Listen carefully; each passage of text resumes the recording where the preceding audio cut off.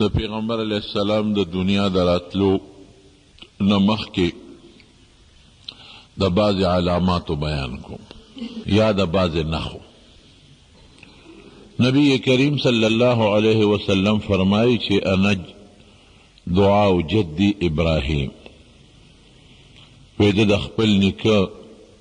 ابراهیم علیہ السلام دعا یم. حضرت ابراهیم علیہ السلام چې کله بیت الله شریف جوړ کو، اسماعیل علیہ السلام سره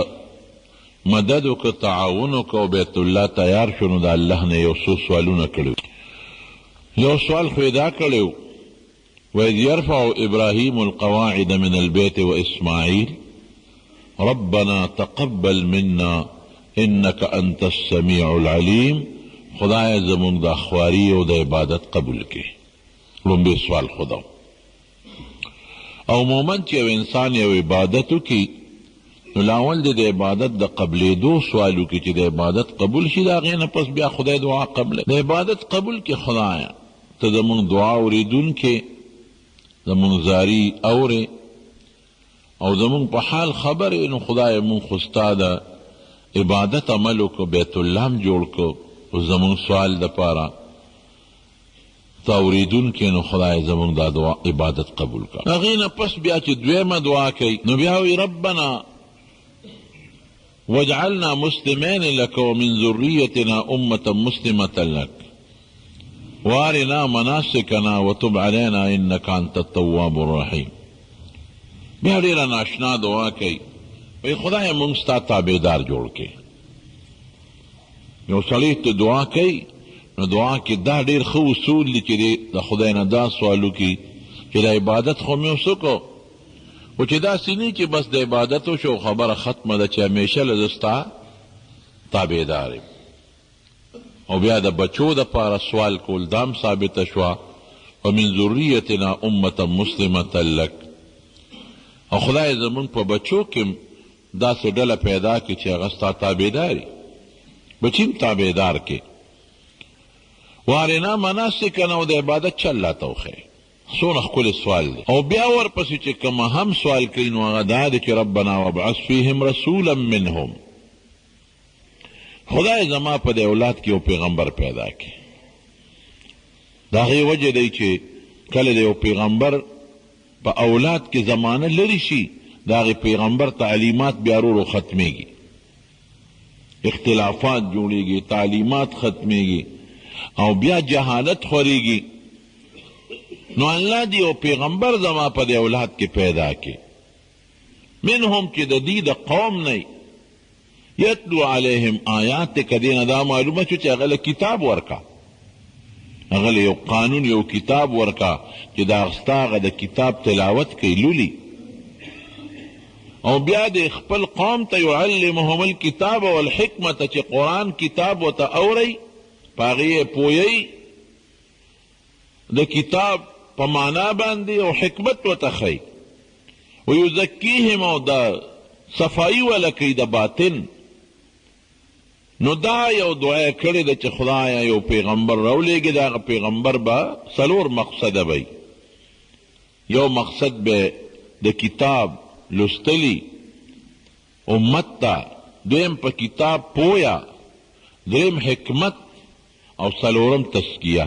دا څلور خبرې دا حکمت او تزکیه به چې د بل وخت خبره وکړم، اوږده خبره ده. نو نبی علیه السلام فرمایي کومه دعا چې ابراهیم علیه السلام د بیت الله جوړېدو نه پس کړې ده او کوم پیغمبر یې غوښتی دی نو هغه زیمه. انا دعاء جدی ابراهیم، د خپل نیکه د ابراهیم علیه السلام دعا هغه مخکې دعا کړې ده. دا یو نښه شوه د ابراهیم علیه السلام دعا د پیغمبر علیه السلام په شان کې خدای پاک قبوله کړه. دویمه څه وایي؟ وی زه بشارت د عیسی علیه السلام یم. عیسی علیه السلام یو زیری ورکړی و،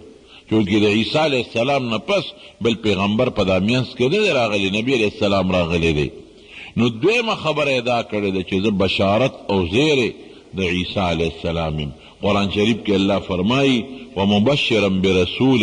یأتی من بعد اسمه احمد، چې د ما نه پس به یو پیغمبر راځي د هغه نوم به احمد وي. د نبی علیه السلام خپل سکه نومونه دوه دي، محمد او بل احمد او دا نور چې څومره نومونه دي دا ټول صفتي نومونه دي. ولا خدای دا صفتي نومونه اخیستي دي الله پاک. او څه نبی علیہ السلام ځان ته په خپله صفتي نومونه ذکر کړي دي او څه صفتي نومونه په تورات او په انجیل کې راغلي دي او څه پخوانو پیغمبرانو استعمال کړي دي. دا دو نومونه دي، یو ول نیکیخ دی به مور، یو ته محمد وی بل ته احمد وی صلی الله علیه وسلم. دا دویمه نښه شوه. دریمه یو لویه نښه دا ورونو، ابراهیم علیه السلام چې کله اسماعیل علیه السلام او د هغه مور په بیت الله سره پرېښودل نو یو قوم راغلی او جرهم به یې ورته وي، هغوی دغلته آباد شو. او په دغه جرهم قوم کې اسماعیل علیه السلام بیا واده وکړ او د هغې ښځې نه خدای پاک بچي مولا ورکړل. بی بی هاجرې چې کم وخت کې جرهم رالل او د جرهم قوم سره سمجوته کوله او جوړه یې ورسره کوله، هغوی ته مطالبه وکړو دلته مونږ ابادیږو. وی بالکل دلته آباد شئ، ګورې اوبو کې به ستاسو حق دي په کوې کې څکې ته اوبه، خو کوې به زمئ، اوبه به زمئ. دی ورسره ومنله. خو چې کله اسماعیل علیه السلام بیا وفات شو، بی بی هاجرم وفات شوه او زمانه رو تېرېدله، نو دقلته دوه قومونه پیدا شو. یو خو هم دغه جرهم قبیله و، دا جرهم کوم چې د باره راغلي، او یو د اسماعیل علیه السلام اولاد پیدا شو. د اسماعیل علیه السلام اولاد خدای پاک پیدا کړ. ابراهیم علیه السلام ډېر برکتي شخصیت تیر شوی دی. هلته یو زوی اسحاق علیه السلام، هغه بیت المقدس شام کې اوسېده. د هغه له زوی خدای ورکړ یعقوب علیه السلام، او د یعقوب علیه السلام نه خدای بل زوی پیدا کړ یوسف علیه السلام. نو دام څلور پیغمبران یو طرف ته شو، او دلته کې زوی اسماعیل علیه السلام دی، د هغه نه خدای لوی نسل خور کړ. بنو اسماعیل به ورته وي، د اسماعیل علیه السلام اولاد. نو دا ټیک ده چې رشته داري د جرهم سره وه، ځکه د دوی مور د اسماعیل علیه السلام ښځه بیبي دا د جرهم قبیلې وه، خو نسب خو دې خوا جدا دی، نسب خو مور پسې نه دي پلار پسې دي. دغه بنو اسماعیل بنو ابراهیم چې ورته وایي دام په مکه کې رو رو زیاتېدل، خدای پاک وله نسل ډېر تیز تیز زیات کړو، ډېر بچي پیدا شو. هلته جرهم چې کوم کې اسماعیل علیه السلام واده کړی و د باره راغلي یو هغه قبیله وه. نو چې بی بی هاجره او اسماعیل علیه السلام وفات شو، نو د مکې په اوبو په زمزم دغه جرهم قبضه وکړه. او بیت الله له به د دنیا خلق راتلل، نذرانې به یې راوړلې، صدقې به یې راوړلې، ساروی به یې راوړل. هم ټول جرهم په خپله قبضه کې، اختیار بس هغوی په لاس کې واخیست. چا به ساروي راوړل، لکه اوس چې بعضې ځایونو له خلک سامانونه راوړي او څوک یې قبضه کې بس والي چې د دې خو زه مشر یم او بس زه پیشه او کار پوه شه. نو بیت الله له خو به د دنیا خلق راتلل. دا خو هغه د آدم علیه السلام نه پس د هغې زمانې نه پس د خدای کور و مشور و ډېر خلک به راتلل. روان شوی ابراهیم علیه السلام تازه کو جوړ یې کو. نو چې څوک به راتلل، چا به نذرانې راوړې، چا به صدقې راوړې، او چا به ډالۍ راوړې، چا به تحفې راوړلې، چا به څاروي راوستل، چا به نغدې پیسې راوړلې. نو بس دغه د اسماعیل علیه السلام اولاد لږو هغې وروستو که هغې دیکه کو او په خپله چې نو بیت الله قبضه کو، د بیت الله منجوریم قبضه کړه او د زمزم اوبې په قبضه کې واغشتې. دې ته نوبت ورسېد چې د اسماعیل علیه السلام کم اولادو نو هغه د مکې نه بار وویستل، هغې خواران بار ووتل، مکې پرېښوده، د مکې ګردونوا په علاقو کې دیره شو. خدای پاک داسې کول چې اسماعیل علیه السلام اولاد پې خدای مضبوط که،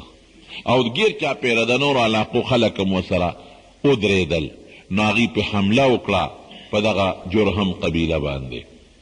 نو جرهم یې د مکې نه په مخه کړل. هغه جرهم وتښتېدل، لاړل یمن ته. خو د هغوی چې کم مشر و، کم د هغې بادشاه و، عمر ابن حارث د هغه نوم و، ډېر بدماش و. هغې مشر هغه وخت سره دا چل وکړو چې د بیت الله په دننه، په بیت الله کې دننه څومره سره پراتو، سپین پراتو، خزانه پرته وه، څه خو یې چې اوړي شو یې ویړل، او چې څه نذرانې او صدقې پراتو هغه یې د زمزم په کوی کې وغورځول، او د زمزم کوی یې مکمل بند کړ.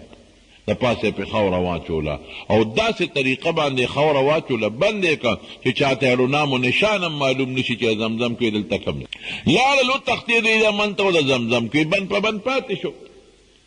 د اسماعیل علیه السلام اولاد هغې رالل د مکې کې واپس دیره شو. خدای د هغې نسل زیاتو، نسل یې خدای پاک زیاتو، بلا قومونه ته خدای جوړ کړل. خو په ټولو کې چې مضبوط قوم و هغې ته به یې قریش وی. هغه قریشو کې چې بیا کم اعلی و مضبوط خاندان و قومو نو هغې ته به بنو هاشم وی. د نبي علیه السلام د نیکه د پلار نوم هاشم و. دا ډېر تکړه سړی تیر شوی و. دا هاشم لا الک و الکانه کې و، بلکل لا نوجوان دی چې خدای پاک دله دومره صلاحیتونه ورکړي و چې ځای په ځای تاسو ته تېره جمعه ما ویلو په لارو کې به ډاکې وې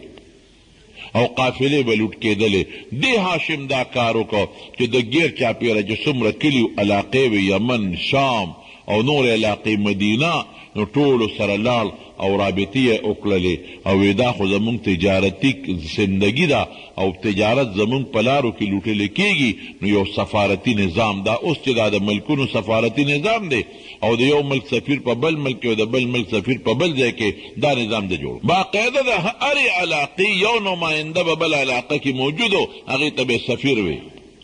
چې ته به د دې علاقې د هغې علاقې سره خپل روابط کې تجارتي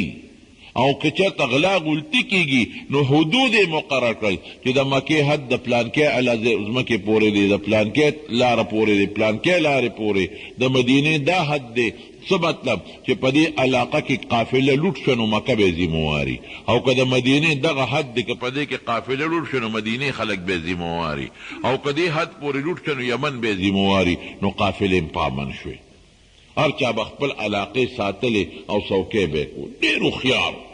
دومره هوښیار و چې د نورو علاقو بادشاهانو په خپله ده ته پیشکشي ورکړله، وی تاله مونږ لور درکو. ده وی نه زه لا واده دې وخت کې نه کوم.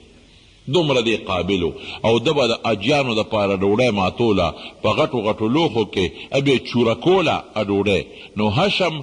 ډوډۍ چوره کولو ته ویلې کېږي. هاشم هغه چاته وي چې ډوډۍ ماتوي، ډوډۍ چوره کوي، نو ځکه به ورته هاشم وي. ډوډۍ به یې ماتوله، چوره کوله به، اجانو له به یې ډوډۍ ورکوله، اجانو هم خوښ و، میلمنو له روټۍ ورکول، د میلمنو د شپې انتظام کول، هغې د زمزم د اوبو انتظام، دا ټول د هاشم په ذموارۍ کې و.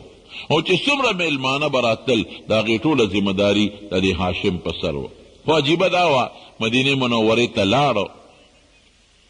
په لاره تجارتي سفر کې، نو په مدینه منوره کې یو ښځه چې ته په لاره تله ګودر لاړ، په هغې یې نظر پرېوت. د هغې ښځې نوم سلما و. خوښه شوه. چې خوښه یې شوه نو هغې وغوښته، نو دې خو ډېر قابل سړی و، د قوم مشر و، بس هغې فوراً ولې په نکاح ورکړه. دا په مدینه منوره کې د خزرج قبیلې سره دې تعلق و. مدینه کې دوه قومونه اوس او خزرج. دا د خزرج قبیلې جنۍ وه، نو هغې سره یې واده وکړو. او چې وادي څنګه وکړه دې هاشم، نو یو بچی ته خدای وله ورکړه. د هغه نوم بچي ته شیبه وی. او شیبه یې ورته ځکه وی چې پیدایش کې د هغه په سر کې سپین ویښته و، چې څنګه پیدا شو په سر کې سپین ویښته، نو شیب سپین ویښته ته ویلې کېږي، سپینوالي ته په ږیره یا په سر کې هغې ته وایي، نو شیبه نوم یې وله کېښود، سپین ویښته واله. او دا هاشم غریب وفات شو. چې وفات شو دی، خو بیا وفات شو، هغه ښځه په مدینه منوره کې پاتې شو، هغه سلما، او هغه ماشوم بچی هم پاتې شو شیبه. نو نه دې او زوی و، د هغه نوم و مطلب د دې هاشم. هغه لاړ وی یاره زه ځم او معلومات کوم، زما پلار و هاشم، او هغه خو ډېر قابل سړی هوښیار و، په تجارتي قافله کې لاړ چې دې به څنګه یي، څه چل به شوي. نو مدینې منورې کې بیا ورته قافلې الوي چې مدینه منوره کې وفات شوی دی، چې لاړ نو هغه مدینه منوره کې وفات شوی. او بیا د هغه ښځه وه، د هغې خو عدت تېر شوی و، خو یې پرېښودله. خو دا چې کوم ماشوم و شیبه، دی ځان سره په اوښ کېناو، د مطلب د هاشم د رور د مطلب ځان سره یې په دغه کېناو په اوښ، او مکې مکرمې ته د خپل واره راوست. نو چې راوسته نو د دې خو لوی شوی و په دغه وخت کې، او پیاده سفر یې به م وي، نو جامې یې خیرنې وې. نو چا ترې تپوس وکړو، وی دا هلک څوک دی؟ نو ده وی که ویم چې دا زما واره دی او د هاشم زوی دی، نو به پې شرمېږم. د کرو ارور خو مې هاشم ډېر تکړه سړی تېر شوی دی او دا جامې خیرې نه دي نو وی دا زما یو مریی دی مدینې نه مې مریی راوسته نو خلق ورته بیا عبدالمطلب وي عبد مریی ته وایي د مطلب مریی بیا خلق وروسته وپېژنده چې دا خو د ده واره دی د هاشم زوی دی او شیبه نو هغه خپل شیبه نوم یې بیا په خلکو کې مشهور نه شو او عبدالمطلب نوم یې په خلکو کې مشهور شو هغه عبدالمطلب دا د نبی علیه السلام خپل سکه نیکه دی هغه اوسېده په مکه مکرمه کې نو یو خوب یې ولیده په خوب کې ورته څوک وایي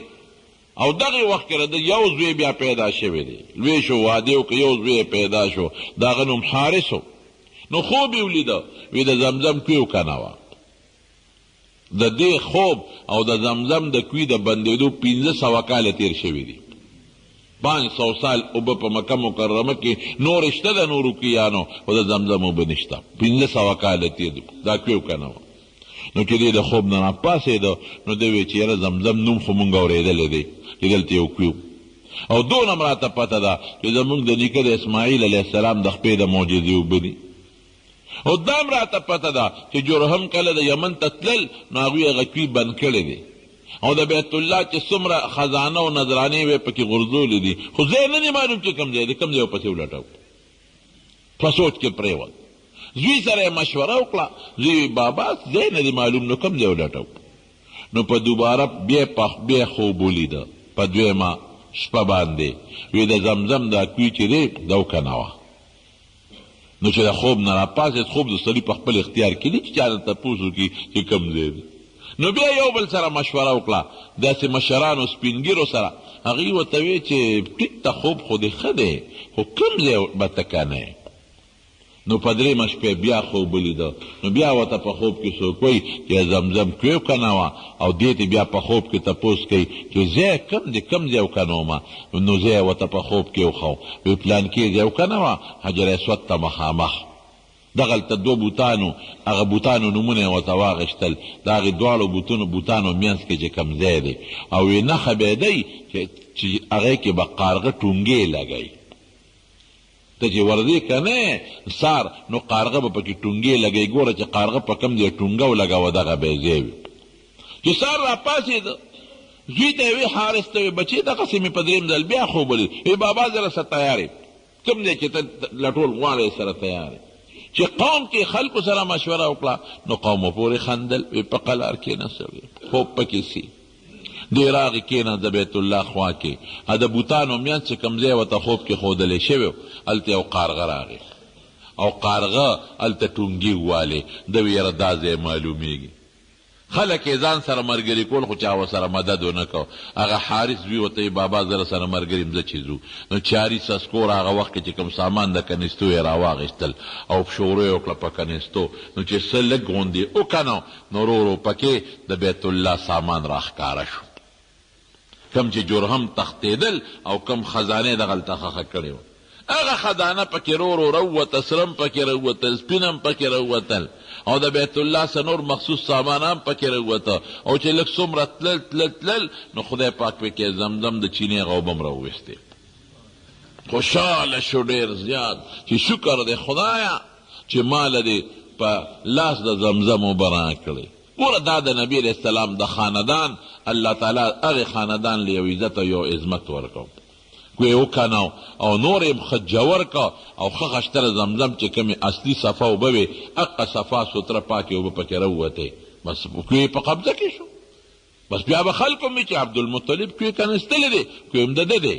اوبه هم د ده دي سکي به خلک خو کوی د ده اوبه د ده او د دې بیت الله د اجانو خدمت خو اسم د پیغمبر علیه السلام د خاندانو دا خدمت خو به کوم دی خاندان نو دا خدمت خو اسم د دې خاندان دی دی یې کوي او د میلمنو خدمت هم دی کوي د میلمنو د ډوډۍ خدمت هم دوی کوي پلار په نیکه د زمزم د اوبو خدمت هم د شو دا د پیغمبر علیه السلام د پیدایش نه مخکې یو بله نښه شوه چې الله د هغه په نیکه د عبدالمطلب په لاس باندې د زمزم کوی وکنیستو او پکې خشته ښکلی زمزم اوبه راووته دي د دې 1500 کاله تېر شوي د دې د دې کوي د بندېدو او چې دا پیدا شو دا 1500 کاله پس. نو عبدالمطلب دی خو ما تاسو ته وي د هاشم زوی هغه د مدینې د هغه ښځې نه پیدا و د سلمانه ماشوم پلار تره راوسته، لیکن خدای ولې عزت او برکت ورکړ. ټول د زمزم او د حاجیانو او د میلمنو خدمات خدای پاک د ده په لاس کړل، ډېر لوی برکت ورکړ، ډېر لوی عظمت والا خدای پاک ورکړ. او داسې یو عجیبه واقع په دغه وخت کې پیښه شوه چې په یمن کې یو بادشاه ابرهه هغه د بیت الله په مقابله کې هلته یو کور جوړ کړی، د عربو سره سخته دشمني وه، هلته یې کور جوړ کړی او هغه به وی تاسو د عربو د مکې بیت الله له څه له ځئ دې له راځئ او دلته عبادت کوئ، ځکه د بیت الله د وجې نه د مکې د خلکو به خلکو ډېر احترام او عزت پکو. دا خلک به چې کلم نورو علاقو ته لاړل نو خلکو به ډېر قدر کو عزت پې کو. هغه وی دې عزت ته د بیت الله د مخه د هغې خلکو کېږي، دلته یو بل بیت جوړومه چې هغې عزت بیا زمونږ کېږي. چې ته د عربو نه یو سړی تللی یمن ته چې هلته یې وکتل چې دلته خو زمونږ د بیت الله شریف په مقابله کې بله کوټه جوړه شوې ده، نو د شپې ورننوت پکې لوی اودس یې وکړ د بېعزتۍ په خیال. او چې خبر شو ابرهه بادشاه ته چا وی چې په دې کې خو چا اودس ماتې کړی دی،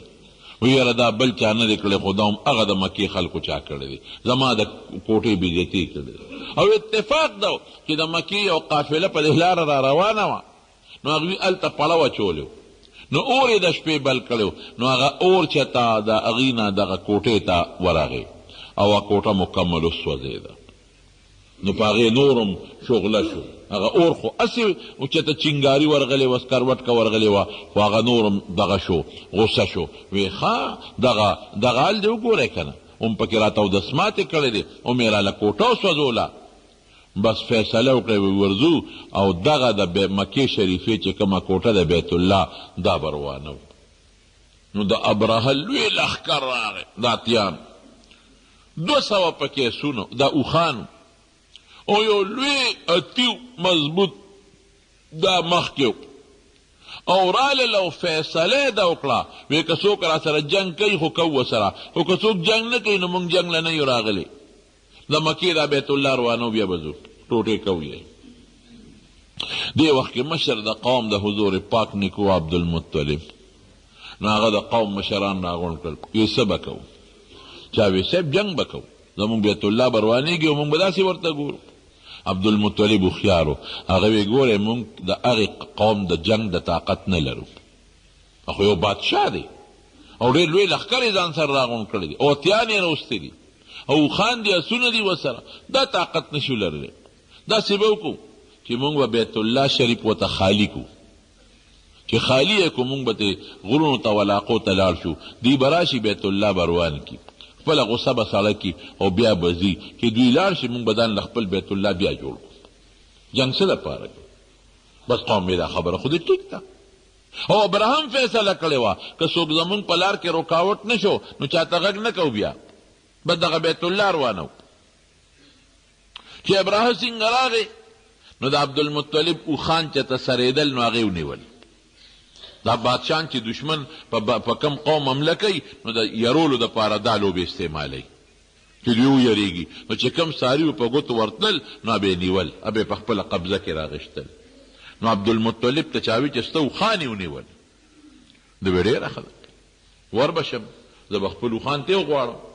نو دې ورغې خشته جامې اچولې وې. نو ابرهه دغه وخت کې په هغه خپل شاهي تخت ناستو یو ځای کې پړه اچولې. نو چې عبدالمطلب سنګ ورغی او ابرهه عبدالمطلب ته وکتل نو په ده باندې اثر وشو، په دې ابرهه باندې،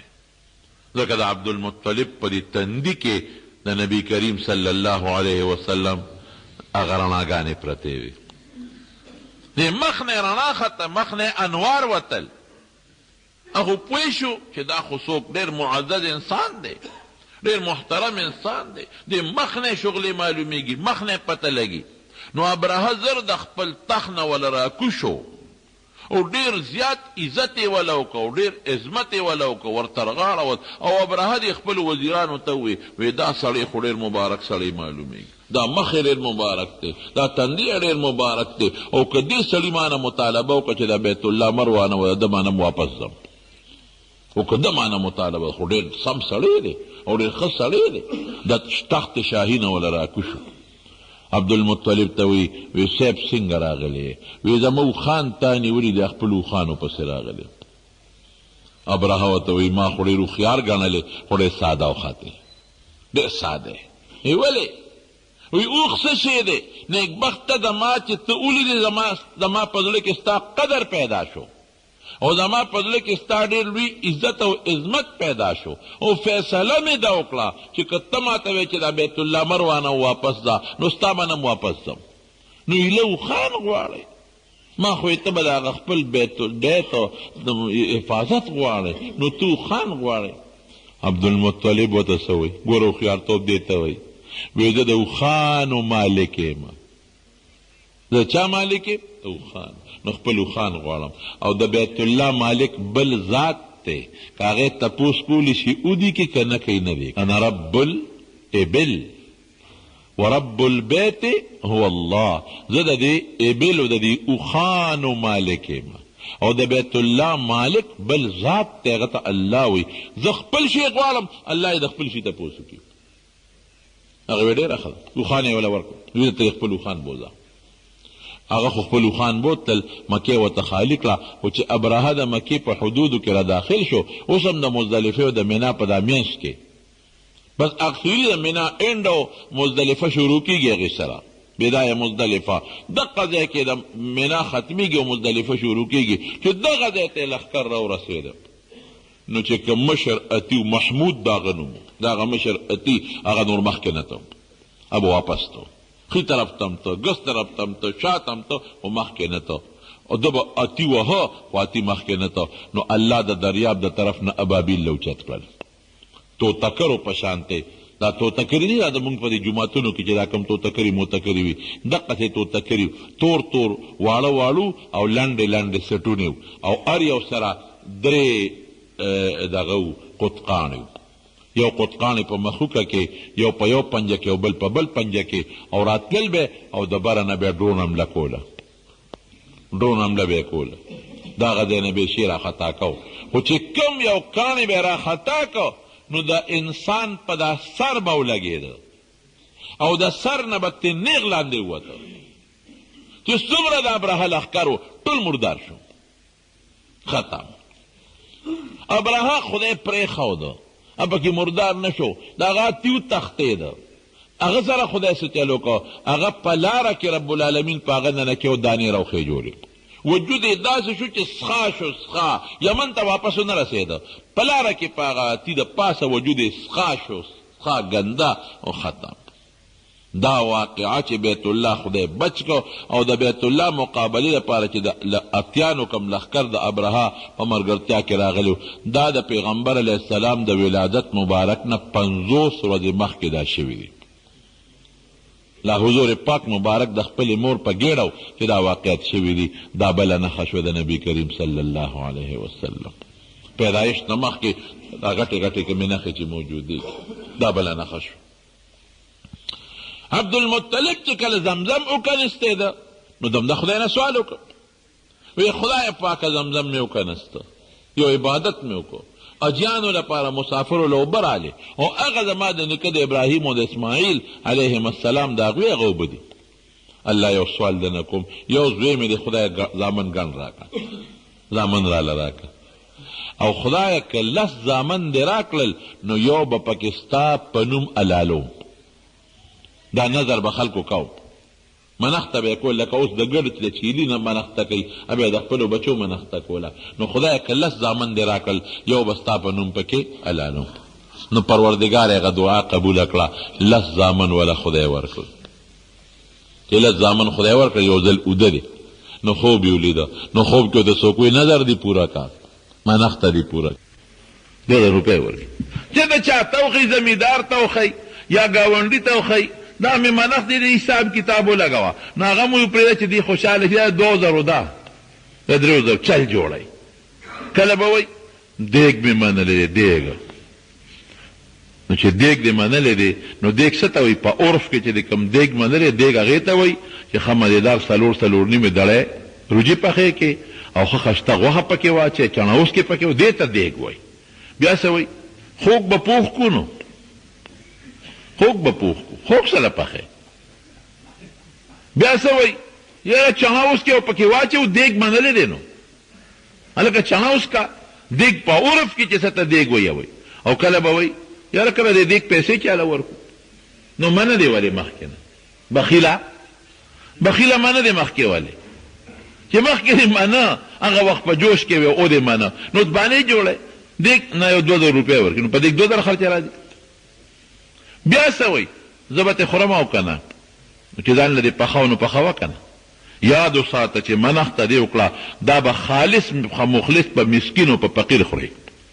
نه به یې پخپله خوري نه به یې بچي خوري نو بعضې خلک وایي یاره خیر دی یو دړی به پکې مونږ ځان له واچو که نه ولې بچي دا هیلې حوالې دي هیلې حوالې به نه جوړوي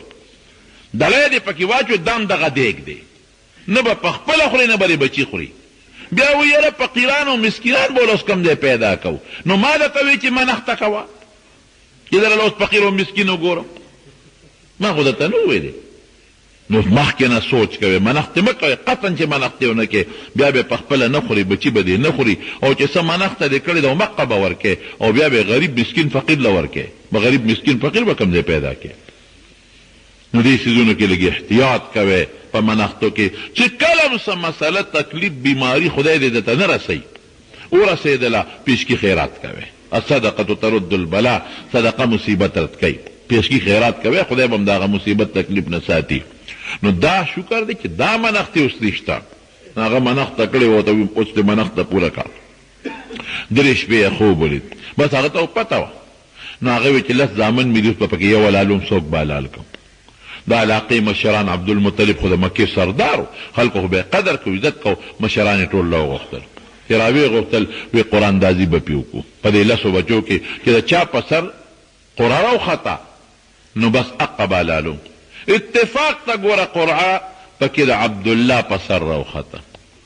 عبدالله هغه چې بیا د چا نه خدای پاک نبی کریم صلی الله علیه وسلم پیدا کړ هغه په سر راو خو په ټولو بچو کې ډېر خشته بچي ډېر ښکلی او د دې تندي نه رڼاګانې ختلې او چې کله به هم څوک کاهنان رالل مکې ته خو د دنیا خلک به راتلل لکه اوس چې د دنیا خلک مکې ته روان دي د دنیا نجومیان او کاهنان او د پخوانو کتابونو مولیان چې به رالل او عبدالله ته به یې وکتل هغوی به وی یاره دا هغه سړی دی چې د ده په اولاد کې به خدای د آخر زمانې پیغمبر پیدا کوي د تندې رڼا کې نورانیت دی پکې د کې نښې پرتې دي د آخر زمانې د پیغمبر نو د خلکو ورسره مینه وه او دې عبدالمطلب ته خلکو درخواستونه کول چې زما لور ورکوم د مکې غټو غټو خلکو دا شوق و چې دې زما زوم شي د مکې د غټو غټو سردارانو دا شوق و چې د عبدالله زمونږ زوم شي لور وله ورکو چې زمونږ د لور نه د آخر زمانې پیغمبر پیدا شي دا د خلکو شوق و خلکو په خپله دې مطالبې کړې وې او بل عزتمنم او خشتم او ښکلم په صحتم روغ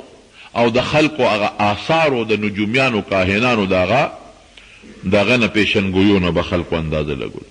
نو چې قرآن دازي وکتل نو د عبدالله په سر راوخته د عبدالله ماشومان یې خویندې وې هغوی چغې کړې بابا نه ګورې زمونږ ورور به نه حلالوي دا نور دو دي د پلاره څه پکې دو دي څه پکې 3 دي د یو موره او زمونږ د موره ګورې دغه یو دی ښه دا زمونږ د نورې مونږ خویندې یو بابا دې به نه حلالوي او د مکې چې کوم اشرافو او لوی خلکو هغوی به مې وایي چې ګوره دې حلال نه کې دا خو ډېر مبارک انسان دی دې حلال نه کې بیا به یې قرآن دازي واچوله بیا به د هغه په سر راخته بیا یې قرآن دازي بیا به د هغه په سر راخته وی څوکم نو مشران ولې یو مشوره ورکړه هغوی ورته داسې کار وکړه چې اوښان راوله د سره اوښ ودروه د دې عبدالله او د هغه اوښانو کې قرآن دازي وکړه نو که د عبدالله په سر راوختله نو دې حلال کو که د اوښانو په سر نو اوښان به د په ځای حلال شي نو سی به 10 اوښان یې راوستل نو چې قرآن دازي وکړه نو بیا د عبدالله په سر راوخته نو بیا اوښان 20 کړل نو چې 20 اوښانو د عبدالله منځ کې قرآن دازي وکړه بیا د عبدالله په سر راوخته نو اوښان یې 10 کړل بیا د په سر شو نو اوښان بیا ورته 10 زیاتول اخره کې 100 اوښان شو یو خوا 100 اوښان بل خوا عبدالله نو چې قرآن دازي وکړه نو د 100 اوښانو په سر راوخته نو خوشحاله شو او د مکې خلک هم خوشحاله شو او هغه ماشومانې لوڼې هم خوشحاله شوې. نو د نبي علیه السلام د پلار د سر په بچ کېدو کې عبدالمطلب 100 خانه لال کړي دي. او نبی علیه السلام مبارک به فرمایل وی انا ابن الذبیحین، وی زه د هغه 2 کسانو بچی یما چې د چا ذبحه د خدای په نوم منلې شوې ده، یو زما پلار عبدالله او یو زما نیکه اسماعیل علیه السلام. اسماعیل علیه السلام هم ابراهیم علیه السلام منښته کړې وه چې زه به زوی لالم، الله ورته وی زوی دی لال کا. نو اسماعیل علیه السلام یې بوته الاله و خدای پاک بچ کو، د هغه په عوض کې ګډه لال شو. نو یو اسماعیل چې هغه خدای په نوم باندې ذبحې دپاره منلې شوی، خدای بچ که په یو ګډ په سر کې د جنت نه ګډ راغلی دی. او یو زما پلار عبدالله چې د هغه د الله په نوم په ذبحه کې منلی شوی 100 خانه لال شو، خدای پاک بچ کو. دا به په دې به نبي سم فخر کو. هغه عبدالله چې کله برابر شو نو نخې پکې وي، یو ځل ځنګل ته تلو چې ته د پخوانو کتابونو خلک راغلی او تورې ورسره وې. هغوی ته دا پته وه چې دا عبدالله نه به الله د آخر زمانې پیغمبر پیدا کوي. نو هغوی د مرګ پسې ګرځېدل چې دې مونږ مړ کړو، او ځنګل ته دې اوتې و، نو هغوی پسې ځنګل ته لاړل. چې ځنګل ته ورپسې لاړل، تورو پسې په دې حمله کوله، نو خدای پاک د غیبو نه مخلوق را پیدا، د غیبو نه. او هغه چې کوم خلک د عبدالمرګ پسې راغلي وو هغه یې په مخه کړل، ویې شړل او سې مړه کړل. دغه ځای کې یو کسو وهب ابن عبد مناف، دا د بنو زهره قبیله، هغه دا ارس منظر وکتو چې دا خو ګوره عبدالله خدای په داسې طریقه بچ کو، غیبی مخلوق خدای پاک را د دفاع دپاره راوستل، او د هغه قاتلانو نه بچ کړل، غیبی خلک هغه دا ارس ولیدل. نو ما خو تاسو ته وی چې د عبدالمطلب نه خلکو مطالبې کولې چې ستا د عبدالله له موږ لور ورکو. نو دغه سړی چې دا وهب ابن عبد مناف،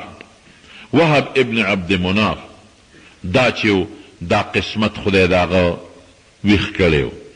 عبدالمطلب دی د بنو زهره قبیله و، ډېر هوښیار او مالدار سړی و. عبدالمطلب ورپسې استازی ولیږه، وایي که ستا خوښ د ما عبدالله بچی دی او د مکې چې چا نه غواړم په خپله خلک لوڼه ورکوي، نو څنګه دې خوښه ده؟ هغه وی دا خو زما دپاره فخر دی چې ستا دې دوی له خپله لور ورکړم، ما دپاره فخر دی، ستا د دوی برکات خو ما لیدلی دي، ځنګل کې خو ما ولیدل چې خلکو په حمله کوله او غیبي خلکو بچ که، خو ما لیدلی دي، بلکل شابه راځه او زه د لور درکو. نو قانون بدو په هغه زمانه کې چې چا څوک بلاړل او نکاح به وتړله، نو بیا به د نکاح نه پس د هلک هغې سخر کور کړی او څو شپې پاتې کېده. دا قانون، دا هر علاقې خپل رواجي. نو عبدالمطلب لاړه او د هغه 2 لوڼه وې، یو یې د ځان له وغوښته او یو یې عبدالله له وغوښتله. چې ځان له ته کومه جنۍ وغوښته نو حضرت حمزه رضی الله عنه د هغې بچی پیدا شو،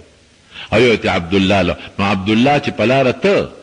دی چې په لاره ځي، نو پلار مخکې اکثر دوی وروست وي. نو یو کاهنه ښځه وه په مکه مکرمه کې، او ډېره خشته ښځه وه، او د کاهنانو خلکو به هم خلکو ډېر خیال ساته او احترام به یې کو. نو هغه کاهنه بار راووته، نو د عبدالله باندې سترګې ولګېدې. عبدالله ته یې دلته راشه. نو عبدالله ورغی، نو ورته وی عبدالله ما سره کور ته دننه شه او د ګناه مطالبه یې وکړه. عبدالله وی نه نه نه، زه خو ګناه نه کوم، زه خو ناروا نه کوم. نو راووتې بار ته. نو چې راووته او پلار سره لاړ، او د هغې وهب ابن عبد مناف لور و بیبي آمنه، بیبي آمنه هغې سره نکاح وشوه. نو دی هلته پلار پرېښوده د هغه خپلې زړې قاعدې او د رواج مطابق، او عبدالمطلب ته واپس راغی. نو د نکاح نه یو څو شپې پس بیا را روان دی په هغه لاره. نو هغه کاهنه ورته ولاړه وه، نو وله راووته، وی عبدالله ودرېږه. چې ودرېد، وی زه په مخه دی ښه، داسې ښه نظر یې ورته ونه کتل. نو عبدالله ورته وی چې تا خو ابلو زما ډېر دار مدار وکړ، او ډېر قدر دې زما وکړو او کور ته دې بوتلم او بیا دې رانه د ګناه مطالبه وکړه خدای دې نه وساتلم او نن چې ما ته دې وکتل نو ما باندې ما نه نفرت وکړو ما ته وې ځه وی چا سره دې نکاح کړې ده وی آمنې سره د وهب لور سره وی داسې کار دی عبدالله زه زناکاره ښځه نه یم هغه کاهنه ورته وایي او نه بدکردار او بدعمله ښځه یم خو ته چې بل وسلې نو په تندي کې د نبوت رڼا ښکارېده او نن چې واپس راځې نو په تندي کې د هغه رڼا نشته ادنه د وهب لور آمنې راښکلې ده نو تر باندې څه کوم دا د پیغمبر علیه السلام د پیدایش نه مخکې دا نښې نښانې دي نه ښکاره کېږي هغه عبدالله بیبي آمنې سره په یو تجارتي سفر کې لاړ اتفاق ته ګوره مدینه منوره کې وفات شو عبدالله او چې وفات شو په مدینه منوره کې عمر یې څونه نو څوک 15 کاله یادوي څوک 30 یادوي خو راجحه خبره دا ده چې دا 13 کالو په عمر کې وفات شو 18 سال په عمر کې عبدالله وفات شو زمارونو دا هغه نښې وې چې د حضور پاک د پیدایش نه مخکې وي ستوري به چاودل دا ستوري نه دي دی به ټوله شپه پړقا پړوقي به کوله دا به چاودل او د ستورو نه علاوه چې څومره نجومیانو مکې مکرمې ته دنیا نجومیان راتلل شروع شوي کاهنان راتلل شروع شوي او د پخوانو کتابونو خلک مکې ته راتلل شروع شوي او دا یو پروپیګنډه وه چیرې نبی آخر الزمان هغه دنیا ته راتلو والا دی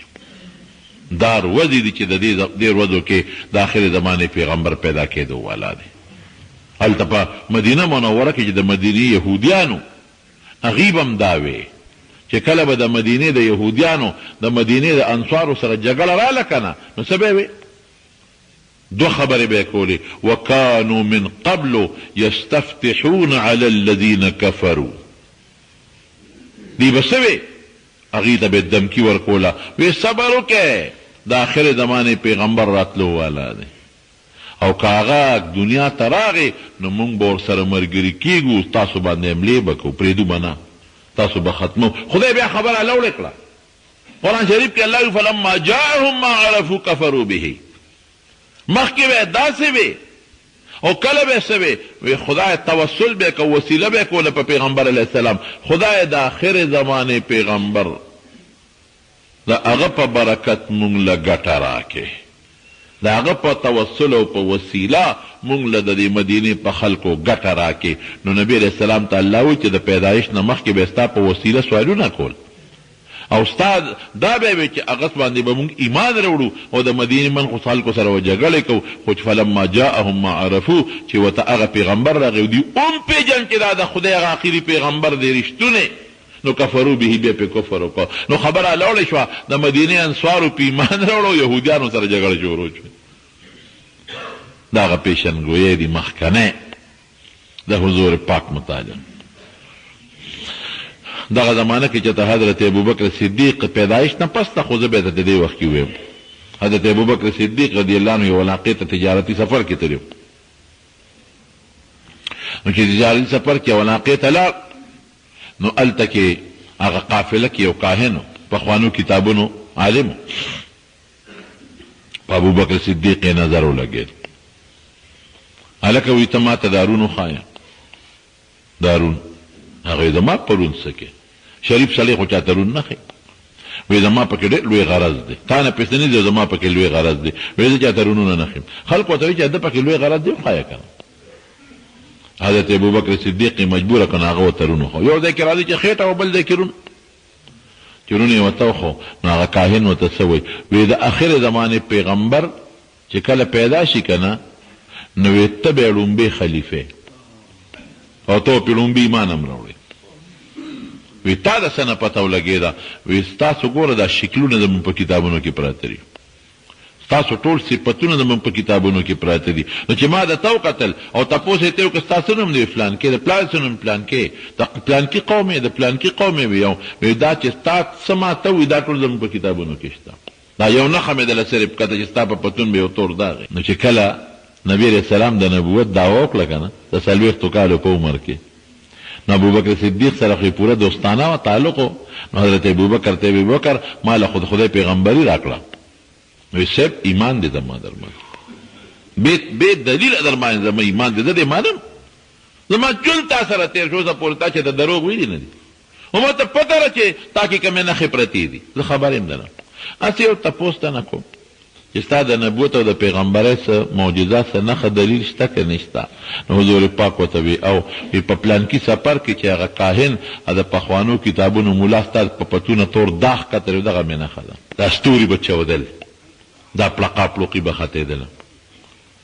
دغه زمانه کې چې حضور پاک لا دنیا ته تشریف نور وړل او خلکو کې لږه نیکي پیدا شوه فوري مخکې خو جاهلیت و تېره جمعه مې درته ویلي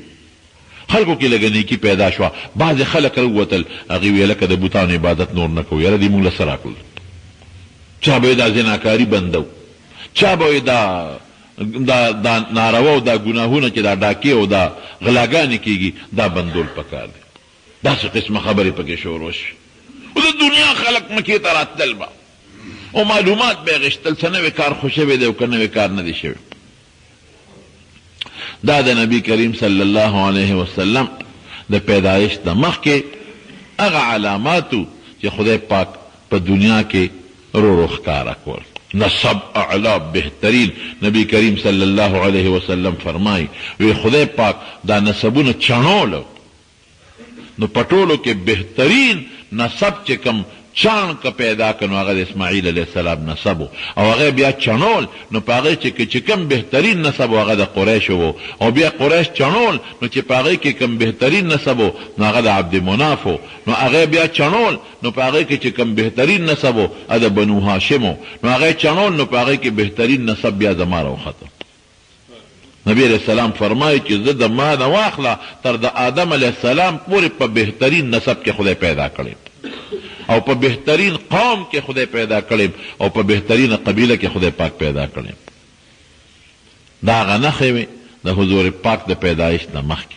او بیا د نبی علیه السلام د پیدایش په وخت کې یا د پیدایش نه پس چې کوم بعضې حالات دي چونکې میاشت ربیع الاول ده نو بیا انشاءالله په آینده جمعه کې درته بیان دعا وکړئ رب ذوالجلاله د نبی کریم صلی الله علیه وسلم صحیح تابعداري زموږ نصیب کړي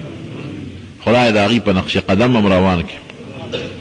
او الہ العالمین د حضور پاک مبارک شفاعت هم نصیب کړي خدای زموږ ژوند زموږ مرګ د حضور پاک په ښکلي دین نصیب وګرځولي قبر کې چې کوم سوال و جواب کېږي د حضور پاک مبارک هم تپوس کېږي د هغه متعلق نو خدای په هغې کې موږ رښتونه کړي الله د دنیا او د آخر د بلیات او آفات او فتنو نه مو ساتي خدای که څوک بیماران ته وله شفا ورکړي که څوک قرضداران قرضونه اخلاص کړي خدای که څوک په پریشانو غمونو کې پریشانۍ په خوشحالو بدله کړي الله چې چاته څه قسمه تکلیفات ولا په خیر باندې بدل کړي خدای پاک د چا یو بل سره روانې دشمنۍ په روغې بدله کړي او څه بعضې دوستان د هغوی روان دي عمرې دپاره دعا ورته وکړئ چې خدای پاک یې په خیر او په عافیت باندې ورسوي الله ته زموږ نه د دنیا او د آخر برکات زموږ نصیب کې او د دنیا او د آخر د مصائب او د فتنو آفاتو نه په امن و امان کې وساتئ آخر وخت کې په خولي دا کلمه نصیب کړي چې لا اله الا الله محمد رسول الله محترم اوریدونکو د شیخ الحدیث مولانا محمد ادریس صاحب په دې 611 نمبر 61 کې تاسو موضوع اورېده د حضور پاک د راتلو نښې